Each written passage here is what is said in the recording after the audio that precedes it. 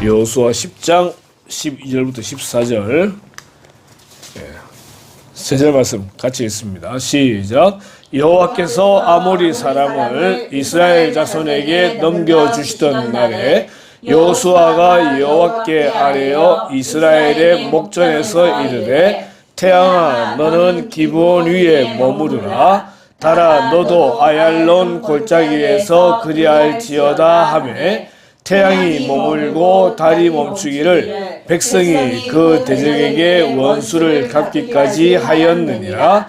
야살의 책에 태양이 중천에 머물러서 거의 종일토록 속히 내려가지 아니하였다고 기록되지 아니하였느냐.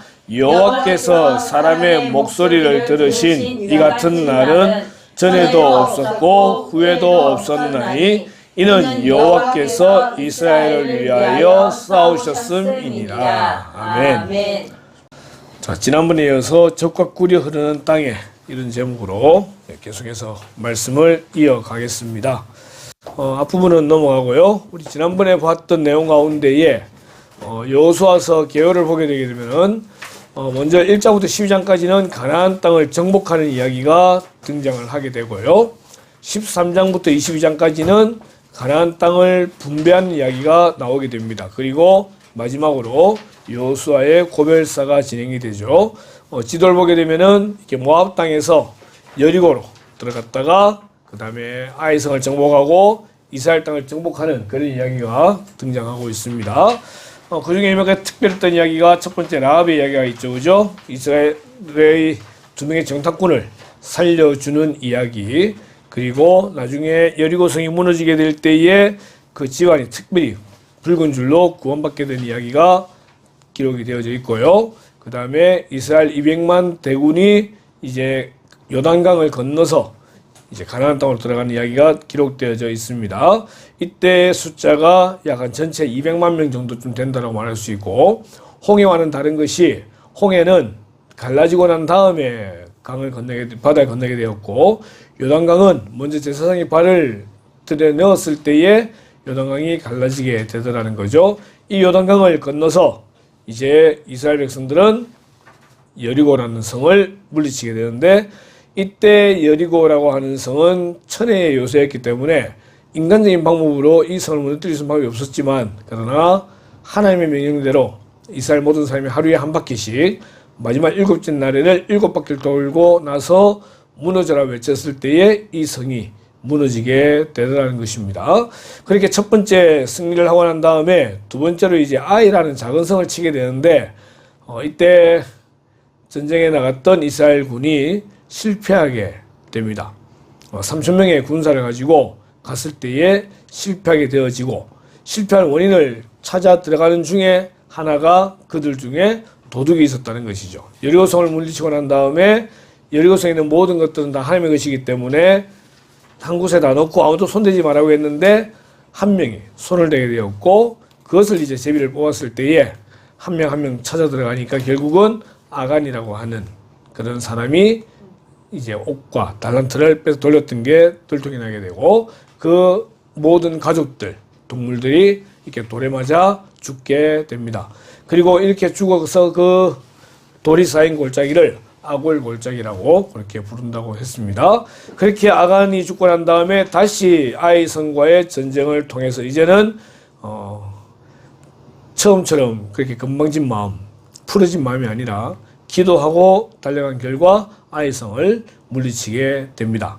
자, 이런 이야기를 듣고 난 다음에 기브온이라고 하는 그런 이 여리고 살려있던 한 민족들이 꾀를 내게 됩니다. 지금 보니까 이스라엘 군들이 다 그냥 와가지고 가나안 족속을 다 죽이더라는 거죠. 그래서 자기들은 멀리서 온 것처럼 행색을 꾸미고 난 다음에 이스라엘에게 가가지고 우리가 저 멀리서 왔는데 우리가 당신들의 종이 되겠으니까 우리를 잘 좀 받아달라 라고 이야기했을 때에 여호수아와 이스라엘 사람들이 이들을 받아주게 됩니다.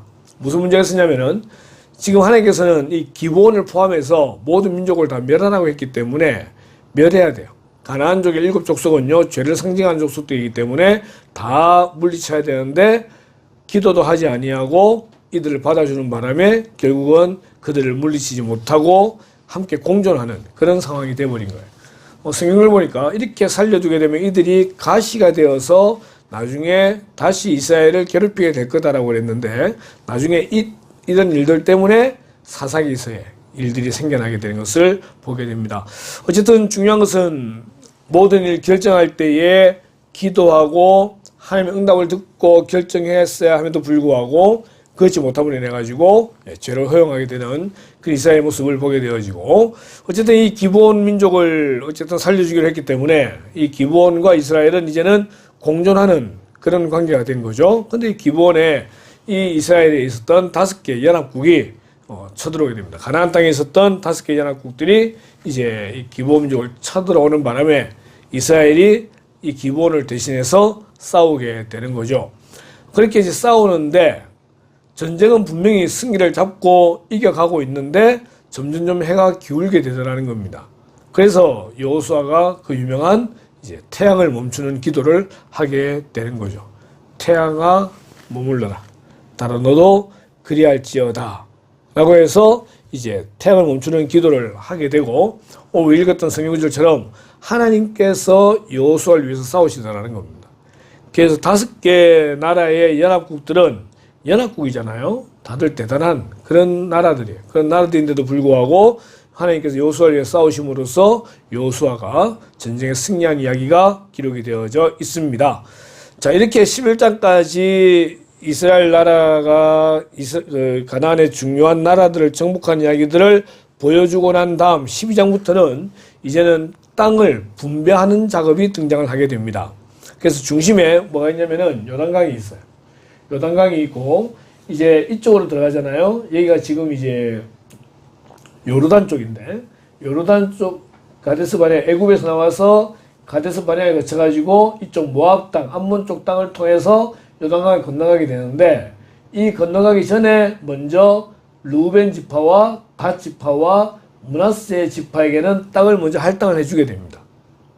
절반을 기준으로 해가지고 이미 땅을 다 줬어요. 그 땅을 다 줬지만은 이제 요단강을 지나서 가나안 땅 정복할 때에 이 세 지파도 함께 하도록 만들어서 같이 이제 넘어가서 전쟁을 하게 되고 전쟁이 다 끝나고 난 다음에 다시 이제 돌아오게 되는데 우선적으로 루벤 지파와 갓 지파 그리고 므낫세 지파는 반반 나누어서 절반은 동쪽에 있고 절반이 서쪽에 이제 있는 모습을 보게 됩니다. 서쪽 므낫세라고 있죠, 그죠? 그래서 이제 루벤 지파, 갓 지파, 그다음 므낫세 반 지파 해서 모든 사람이 다 이제 넘어가게 되고 넘어간 다음에 이제 여리고를 무너뜨리고 아이서 무너뜨리고 연합국을 무너뜨리고 난 다음에 이제 여호수아 나이 들었을 때에 각 지파별로 땅을 분배해 줍니다. 분배하고 난 다음에 그 땅의 거민을 쫓아내어라 라고 이제 명령을 하시게 되는 거죠. 요렇게 이제 땅들이 많이 있는 가운데 특별히 이제 기억해야 될 한 사람이 바로 이 사람입니다. 갈렙입니다. 갈렙은 여호수아와 함께 가나안을 정탐했던 2명 중에 한 명입니다. 그리고 이미 그때 갈렙은 그 골리앗의 조상들인 아낙 자손들을 보았고 충분히 그들이 얼마나 뛰어난 용맹한 사람들을 봤음에도 불구하고 이제 그 땅을 자기가 취하겠다라고 그렇게 이제 모세에게 이야기를 하게 되었죠. 그리고 이제 40년 지나서 나이 85세가 되었을 때에 85세면은 다 죽음 앞두고 있는 그런 나이 많은 때인데도 불구하고 갈렙이 먼저 나서서 이 지역, 헤브론 지역인데 이쪽 지역의 유다 땅을 자기가 점령할 수 있게 해달라. 그래서 이 산지를 내게 주소서 할 때 산지라는 말은 험해요. 전쟁하기도 험하고 또 아낙자손 같이 그런 장수들도 많고 이 전체 전쟁 가운데 가장 힘든 전쟁이 유다 지파의 땅이었는데 그 땅을 나에게 달라라고 요청을 하게 되죠. 그리고 이제 갈렙은 장수로 나서서 이 땅을 정복하게 되는 겁니다. 그래서 이 여호수아와 갈렙은 이스라엘 민족이 애굽에서 나와가지고 가나안 땅에 들어갈 때에 처음에 숫자 살렸던 60만 3,550명에서 그 다음 두 번 60만 1,730명 숫자 살릴 때 같이 있었던 딱 2사람 여호수아와 갈렙 믿음의 사람이었다는 거죠. 그래서 이 여호수아와 갈렙이 믿음으로 가나안 땅을 정복하는 이야기 그리고 험한 산지였지만은 나이에 관계하지 아니하고 하나님께 이 땅을 나에게 달라고 요청하고 그 땅을 받은 그런 믿음의 삶인 것을 보게 됩니다. 그것이 이제 여호수아와 갈렙의 이야기가 등장을 하게 되고요. 그 다음에 이제 보면 여러 땅들을 다 분배하는 이야기들, 그래서 어디 지파는 어디 땅 이런 것들이 쭉 상세하게 기록이 되어져 있습니다.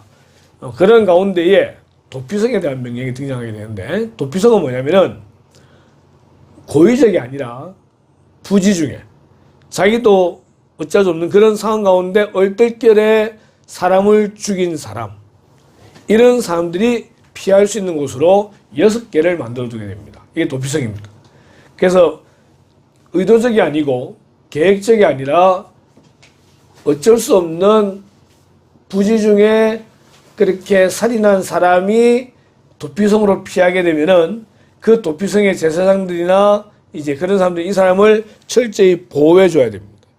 그리고 이 사람을 죽이려고 만약에 누군가 오게 되면은 역시 그 사람들은 성에 들어오지 못하도록 막아내고 하는 그런 역할을 해줘야 되는 거죠. 그러니까 살인이라고 하는 것도 부지 중에 알지 못하고 이제 하는 그런 정당방위 같은 그런 사람도 있을 것이고 또 고의적인 사람도 있을 것인데 이런 사람들은 보호되었다 라고 이제 보시면 되고요. 이 도피성이라고 하는 것이 사실은 나중에 예수님을 묘사하는 것 중에 하나다라고 그렇게 볼 수도 있습니다. 자, 그리고 난 다음 그 다음 나오는 것이 뭐냐면은 레위 지파에 대한 내용입니다. 레위 지파는 따로 땅을 분배받지 않습니다. 전부 12개 지파였는데 원래 레위가 들어가야 12개가 되잖아요. 그런데 레위가 빠져나오고 요셉의 아들인 에브라임과 므낫세가 이제 들어가가지고 전체 12개 지파가 되는 겁니다. 12개 지파가 이제 땅을 다 분배받았는데 레위는 땅이 없더라고 하는 거죠. 대신에 각 성마다, 각 지파마다 성을 레위 지파에게 주게 됩니다. 그렇게 해서 모두 48개의 성을 받아서 레위인들은 거기에 살게 되는 거죠. 다시 말하면 레위 지파를 하나의 지파로 묶어가지고 한 땅에 살도록 만드는 것이 아니라 하나님의 제사를 책임지고 예배를 책임지고 있는 레위인들을 전 지파에다 흩어버림을 해가지고 각 지파별로 예배를 드릴 수 있도록 만들어 놓은 그런 이제 시스템이 되는 겁니다. 중앙으로 나중에 이제 성전이 등장하고 하지만은 성전이 아니라 하더라도 각 땅에서 예배를 드릴 수 있도록 나중에 우리 보면 그 사무엘 같은 경우에 사무엘이 다윗의 머리에 기름 부으러 갔을 때에 그 베들레헴 땅에 있는 곳에 가서 제사를 드리게 되거든요. 그렇게 이제 성막이 있음에도 불구하고 그렇게 이제 하나님이 허락을 하신다는 거예요. 그게 레위 지파의 성막이 다 그곳에 다 배치가 되어 있다는 것입니다. 이게 이제 뭐냐면은 예배라고 하는 것이 생활화되어져야 되는 것이고 그 다음에 레위 지파들은 그런 예배 드리는 이제 리더로서 그 역할을 할 수 있도록 만드는 어떤 그런 의도가 여기에 포함되어 있다고 보시면 되겠습니다. 12개 지파, 모든 지파마다 레위 지파의 성읍을 만들어 놓게 되어지고 이 레위 자손들은 이제 이 각 지파별로 나오는 11조를 가지고 그 생활을 하게 되었다는 것입니다. 우리가 지금 하고 있는 11조의 원조격을 따진다고 할 때는 아브라함부터 얘기를 하게 됩니다. 아브라함이 소돔과 고모라를 구하는 가운데에 멜기세덱에게 뭐 10분의 1의 어떤 전리품을 주는 그것도 이제 포함이 되게 되는 것이고요. 그렇지만 이 성직자에 대한 그런 모델을 삼는다고 할 때에 그 출발은 레위 지파에게 각 지파별로 그들의 11조로 그 생계를 유지했다라는 걸로 이제 볼 수 있거든요. 지금의 이제 11조의 개념은 목회자의 생활을 돕고 교회의 재정 운용을 위해서 이제 우리가 지금 필요로 하게 되는 것인데 그 원리의 마음은 뭐냐면은 하나님께 드리는 거예요. 레위 지파를 섬기지만 그 원리는 하나님께 드리는 거. 그래서 이제 구약 시대부터 이어져 왔던 그러한 원칙에 의해서 지금도 신약 시대 우리는 11조를 진행하고 있다고 보시면 되겠습니다. 이렇게 해서 이제 각 지파 중심으로 해서 도피성 6개가 보면은 여기 아론 자손 도피성이 있고요. 고앗 자손의 도피성이 있고요. 게르손 자손의 도피성이 있고 무라리 자손의 도피성들이 있습니다. 이렇게 도피성들을 도와가지고 부지 중에 살인한 사람들의 각 자리마다 다 갈 수 있도록 그렇게 만들고 있습니다. 그리고 나서 이제 23장, 24장에 들어가게 되면은 여호수아가 이제 나이 들어 죽게 됩니다. 근데 죽기 전에 이스라엘 백성들을 모아놓고 하는 마지막 이야기가 이거죠. 강 저쪽과 애굽의 신 치워버리고 여호와만 섬겨라. 만일 여호와를 섬기는 것이 좋지 않게 보이거든 너희들이 거주하는 아모리 족속의 신들이든지 하나님 중에 택해라. 너희들이 누굴 택하든지 간에 나와 내 집은 여호와를 섬기겠노라. 그때 모든 이스라엘 백성들이 하나님만 섬기겠다라고 그렇게 이야기를 합니다. 그리고 난 다음에 세월이 지나서 전혀 다른 세대가 등장하게 되는 것이 사사기라고 하는 성경이 되는 겁니다. 우리 다음 주에 수련회 때문에 우리가 못하고 그 다음 주에 사사기를 다루게 될 텐데 사사기에 나오는 단어가 다른 세대라는 단어가 등장을 하게 되는 거죠. 여호수아와 그 세대는 하나님만을 섬겼지만 그러나 나중에 전혀 다른 세대라는 그런 이야기를 보면서 또 마음의 안타까움을 느끼게 되는 것입니다. 이렇게 해서 여호수아서는 끝을 맺게 됩니다. 전체 24장인데 첫 원문은 땅을 정복하는 이야기, 그 다음에 두 번째는 땅을 분배하는 이야기, 세 번째는 고별사로 여호수아서를 마치게 됩니다. 자, 그런데 여호수아의 이름의 뜻이 뭐라 그랬죠? 구원입니다. 구원. 호세아와 같은 예수님과 같은 구원을 가지고 있고 우리가 지난번에 살펴봤듯이 모세가 가나안 땅 들어가지 못한 이유는 물론 그의 범죄함 때문이기도 하지만은 여호수아는 율법을 대표하는 사람이기 때문에 가나안 땅에 들어가서는 안 되었다라고 하는 것이죠. 가나안 땅은 여호수아와 같이 은혜로 들어가게 되는 것입니다. 은혜로. 예수님 십자가에 죽으시기 전날 변화산에서 예수님 변화되실 때에 거기에 두 명의 구약의 인물이 등장하게 되죠. 한 사람은 모세, 한 사람은 엘리야. 모세는 누굴 대표하냐면은 모든 선지자를 대표합니다. 그러니까 율법을 대표하죠. 율법을. 그리고 엘리야는 선지자를 대표하고. 그래서 율법과 선지자가 뭐냐면 구약 성경을 말하는 거예요. 구약의 모든 성경이 누구를 이야기하고 있느냐? 오신 예수, 십자가에 죽으실 예수를 말하고 있기에 그 대표로 이 두 사람이 등장을 하게 되는 거였는데 어쨌든 모세는 율법을 대표하는 사람이다 보니까 안타깝지만 가나안 땅 앞두고 죽었어야 되는 거예요. 그리고 여호수아가 이제 은혜로 들어가게 되는데 여호수아가 들어가가지고 여리고를 무너뜨리고 아이를 무너뜨리고 각 성을 무너뜨린다고 할 때에도 여호수아가 잘난 게 아니라 하나님께서 이미 앞서서 그 성을 물리치시고 승리케 해주시더라고 하는 것입니다. 그러니까 여호수아가 가나안 땅 들어간 것은 전적으로 하나님의 은혜였다. 그러니까 가나안은 은혜로 들어가는 거예요. 천국은 은혜로 들어가는 겁니다.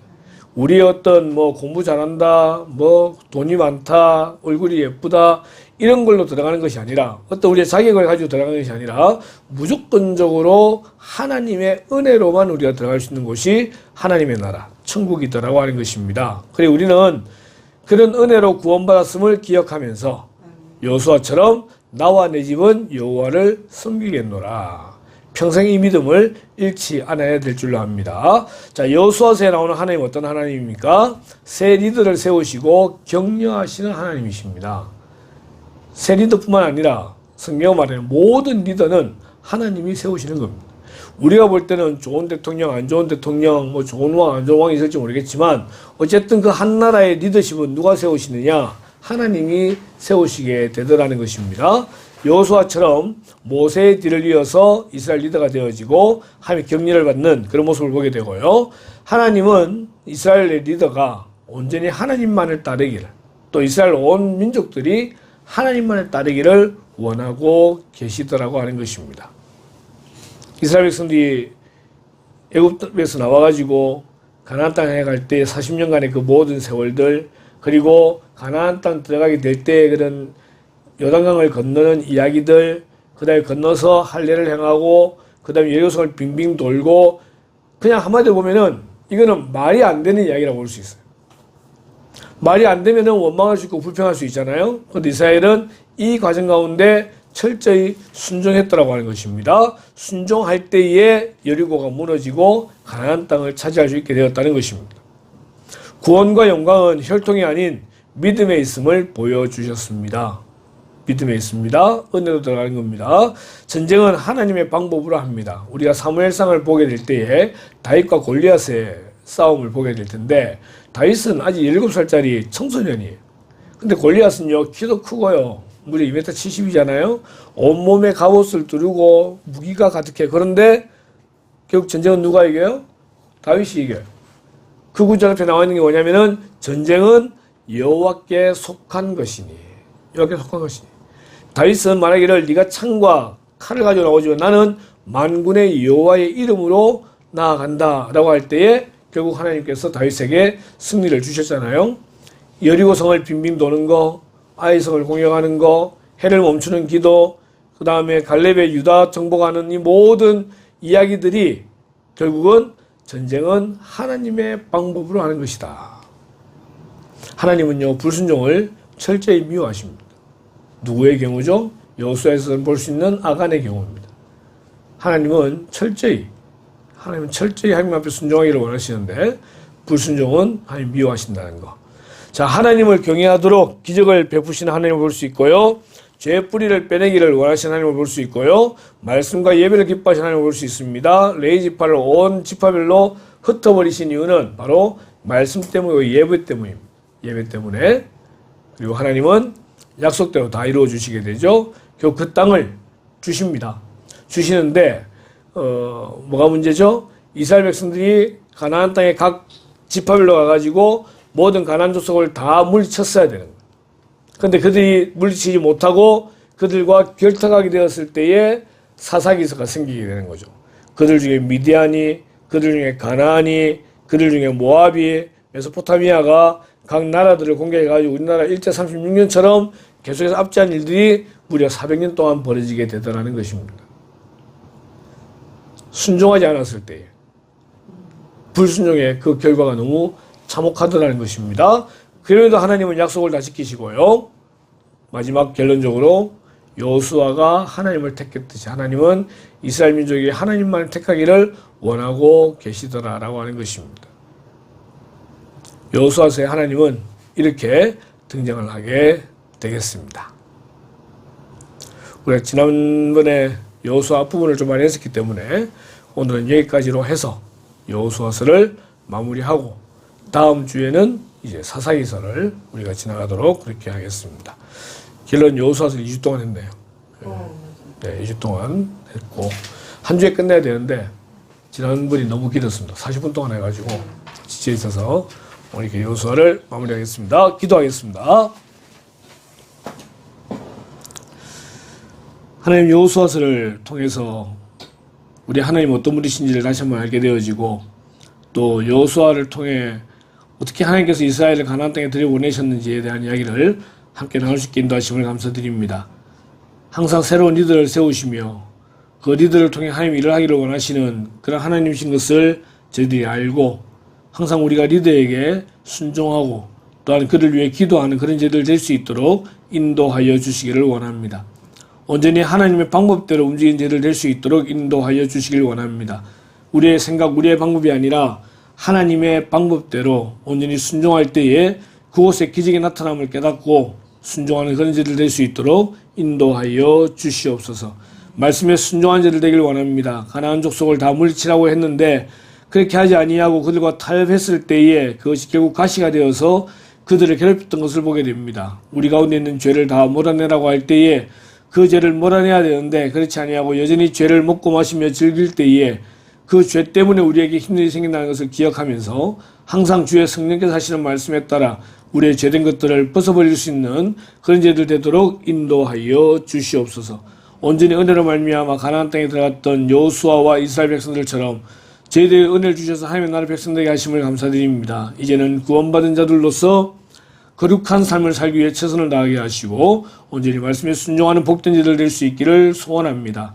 하나님, 한 주간이 새롭게 시작이 됩니다. 이 한 주간도 승리하게 하시고 주말이 준비되어 있는 우리 온 전교인 수련회가 은혜 가운데 진행될 수 있도록 도와주시길 원하올 때에 이 모든 말씀을 예수님의 이름으로 기도드리옵나이다. 아멘.